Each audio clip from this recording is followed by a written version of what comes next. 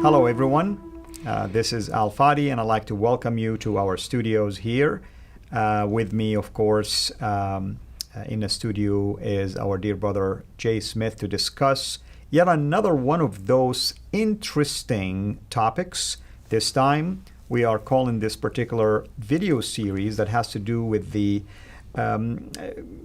critical assessment of the history of Islam, if you wish. We're calling it Gibson's latest discoveries. Now, what are we talking about here?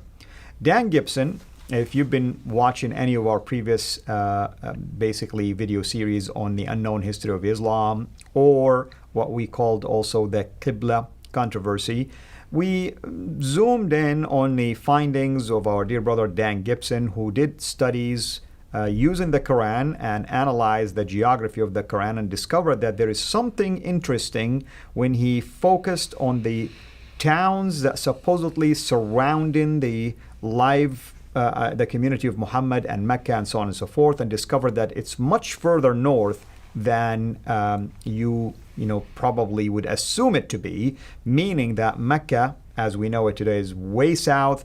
These towns and those historical stories that Islam or the Quran is trying to present talk about stories of individuals or towns or people group that are much north. Later on, of course, he discovered that Petra is the ideal location for such area. In fact, he would argue that Petra could be the original basically place of the birth of Islam, or what we call the original Mecca, if you wish.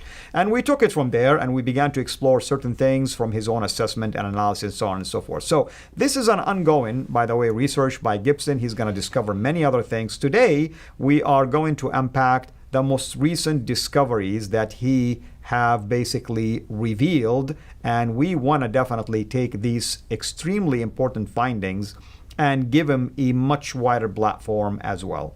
That's the reason why we're calling it Gibson's recent discoveries. And as a result of this, expect more series along these lines as more and more evidence or discoveries will arise. Dr. J. Smith, thank you again for joining me. This is always exciting series, and people really has been complimenting us on many of these information that we've been sharing.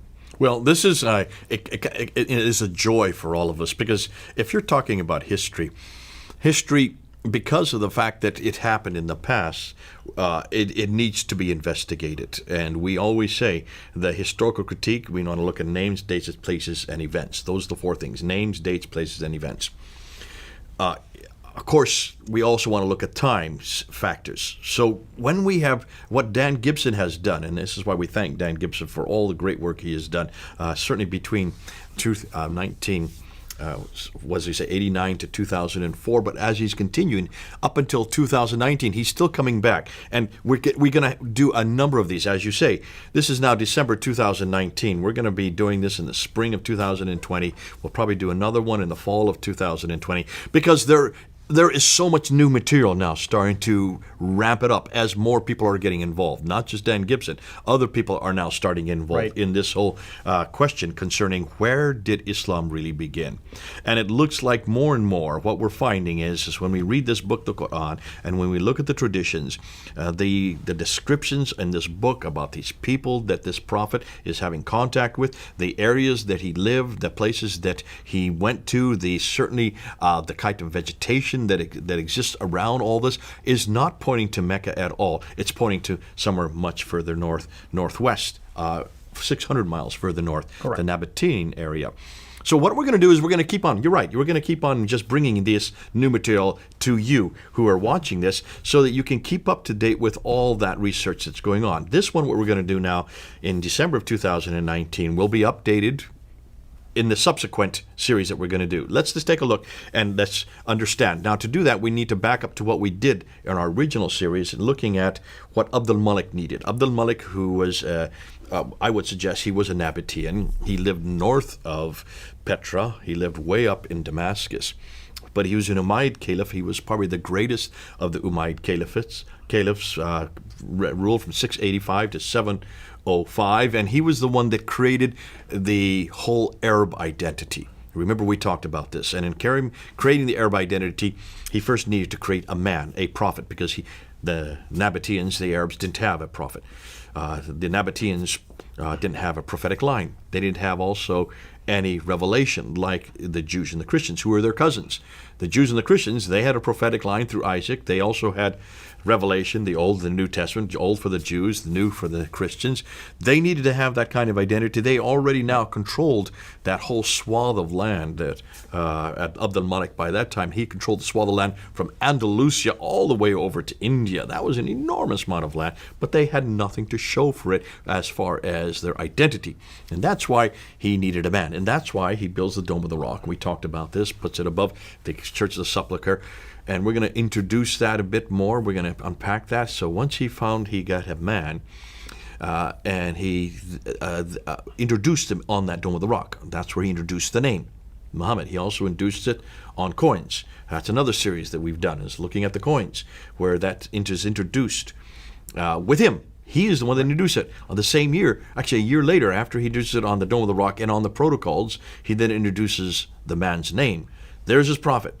And of course, then they needed a book, because a prophet has to have a revelation. Every prophet has a revelation. Where was this revelation? And that's why the Quran starts to begin put together. And we're doing a whole series on when the Quran, the manuscripts that have been put together. In fact, we're going to be doing a great one on looking at where are these earliest manuscripts, how many are they. That's something that we're going to really tackle, because they claim that there are not just 6 manuscripts now. They're claiming more, and we're going to look at every one of them. This is exciting. But once you have the man, then you have the book, then you need to have the place. Well, the place was already there. The place was already there.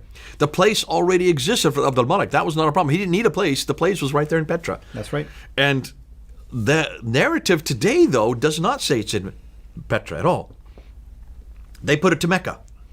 And that's where Gibson has really been helpful, because certainly not to begin with.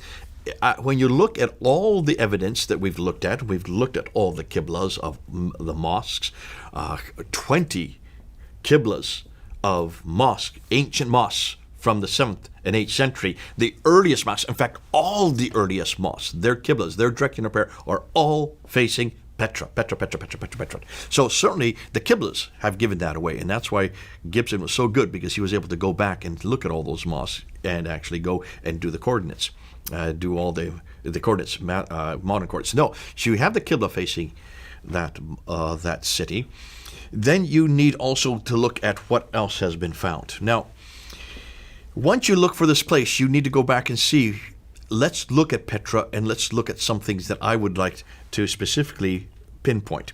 Let's put the slide up here to see what we're talking about. Petra. One of the great things about Petra is that it fits the biblical account. Right.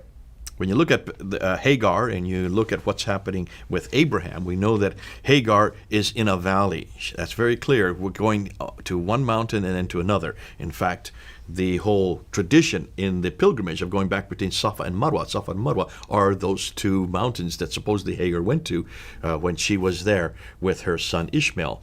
Abraham comes to talk to her, and he turns the corner out of sight, which is exactly what we find with the cliffs in Petra. The Thanea, or turning to the right.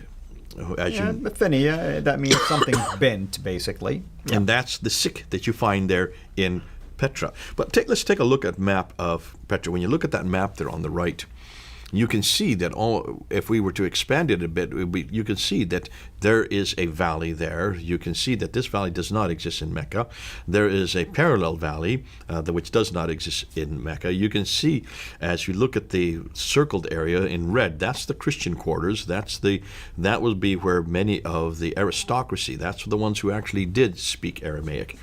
And it was fascinating. They are the ones, we're going to get into this later, how that they are the ones that actually give us Quranic Arabic. The Quranic Arabic that we see in the Quran, that's unique to the Quran, that everybody notices is different than the Quran that is used in Hadramaut area in the south, or the Hijaz area in the middle part of Arabia, is used in the north, and it comes out of this Nabatean. And by Quran. the way, the most popular reading is found from the reading that is in the north also. Out of those canonized reading, the most famous one that is found most of the time in the later Quranic manuscripts comes from the north. Okay, so let's go back to that map again and let's take a look there. When you come down and you look at the areas, I just want to get you a visualization of the map.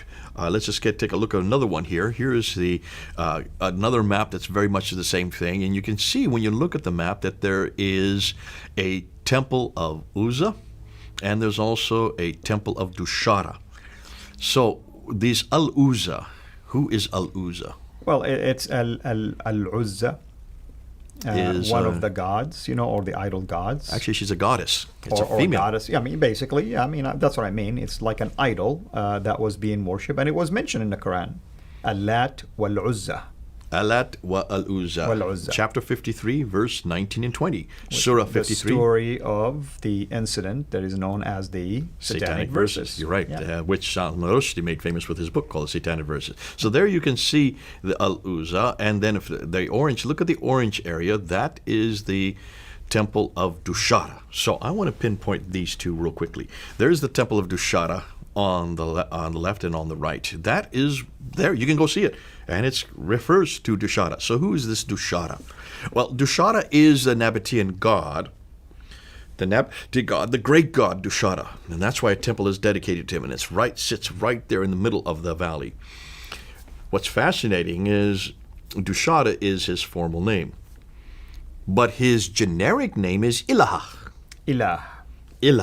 Yeah. God. Just a God. Which is Allah. Yeah. Allah comes from Ilah. That's right. So here this Dushara is the God that we see in the Quran. Do we not find it in the Quran? We do. There's multiple references. And by the way, I would argue that when you say the reference right now, I'll explain why Allah could be taken out of Ilah. Okay. Go ahead. Well, I have it open here, and I'm going to just read this now. I'll read it to you. This is in Surah 3, Ayah 18. It says, Allah bears witness that La ilaha illa huwa. No God but Him. No God but Him. Ilah, La ilaha illa huwa, meaning this Ilah is the unique one that represents Him. So this Ilah is the name, actually, is a generic name for Dushara. So the God that we see in the Quran, that's repeated in chapter 37, verse 35. That's also repeated in chapter 47, verse 19. 3 places that I've just looked up real quickly. I'm sorry, you looked them up real quickly, and we found them real quickly. Yeah. There may be more than that, but those are 3 you can look at. So that's chapter 3, verse 18, chapter 37, verse 35, and chapter 47, verse 19. Now, I would argue that because of these kind of verses, that the definite article was added because there is no God or no Ilah but Allah, basically, that you add the definite article al to ilah and becomes Allah, technically speaking. There's ilah becomes al once you put al there. My theory. Again, I wouldn't want people to go ahead and attack me over this. But I'm saying it's very obvious to me in Arabic that once you add the definite article, la ilaha, meaning there is no God but Allah, meaning this is the one. Well, if there is another God, then you have to throw out chapter 3, verse 18. Because it said there is no other but this God. So this is Allah, because this is the only God that's referred to in the Bible. Right. So you, by definition, it would surmise that they're talking about this God, which is a Nabatean God, and that's his temple that we showed up there. Right. But I'm going to go one step further. I want to show this slide here, because this slide, if we look at put it up there, this slide here is Alat. Now, is not Alat the feminine form of Allah? Yes. In Arabic? Exactly. So Alat is the feminine form of Allah, which is the generic name for Al-Uzza. Al-Uzza is the goddess, the consort of Dushara, who is Ilaha, which means that Alat and Al-Uzza is the same goddess. Al-Uzza would be the formal name, and that's why we have here, you can see the pictures of her. She is well known in Nabatean culture.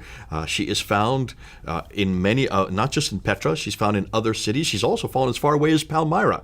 So all over, she is very popular. She is the wife of Dushara, who is Ilaha, who is Allah. Alat is her generic name, as Ilaha or Allah is the generic name for Dushara. So here you have Dushara, the god of the Nabateans, has a wife.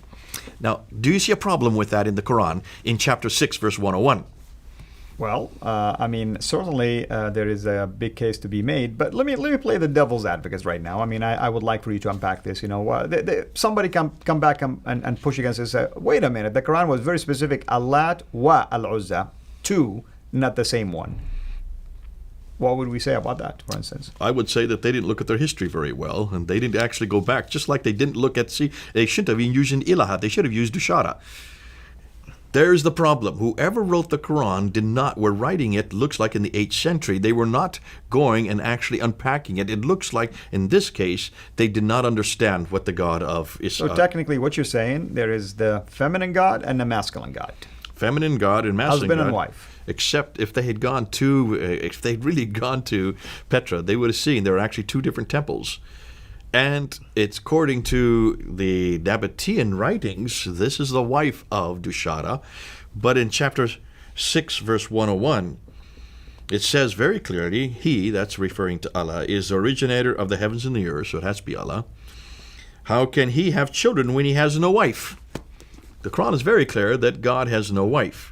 The Quran's very clear that God has no wife. Right. Then they shouldn't have used ilaha, should they? That's right. So they shouldn't have used Allah. When you use that, then you're getting into something that contradicts the declaration here. It contradicts the declaration. It looks like the God of Islam, according to what we're seeing from Petra, the God of Islam from Petra did have a wife. Her name was Aluza, whose generic title was Allat. And of course, Dushara would have been the god of the Petra, whose generic title is Ilaha. So really, we're talking about a god who, in the Quran, that only has a title. That's not his name. That's right, and that's very clear, by the way. I mean, no one can argue that this is his proper name. It's just a title. It's just a title, the god. I'd like to know his name. Yep. Can you see? It's great as we're doing unpacking this, and we're going to get even better. We need to go and we need to shut this one down for now. What I'd like to do when we come back is to start to look at the different stages of the Hajj. Can we find these stages in Petra? And that will be interesting. So thank you so much, of course, for this exciting introduction to this series. And as you can see, there is more and more discoveries that are being made, and we would like really to keep up with those latest discoveries. That's why we called it Gibson's latest discoveries. There is a reason why we're calling it this way. Obviously, in every video, as our standard, you'll read the description of that video and you'll know what exactly is covered under that particular video in case you're interested just in a specific thing to watch. Until you join us next week, have a blessed day. Thank you for watching. Please like our video, and we encourage you to subscribe to our YouTube channel, Sira International. And be sure also to click the bell so that you receive notifications whenever we upload new videos into the channel. And finally, I like to prayerfully encourage you to become a patron through Patreon. Your giving is much needed and will enable us to produce more and more of videos like this so that we can publish them on a weekly basis. So thank you in advance.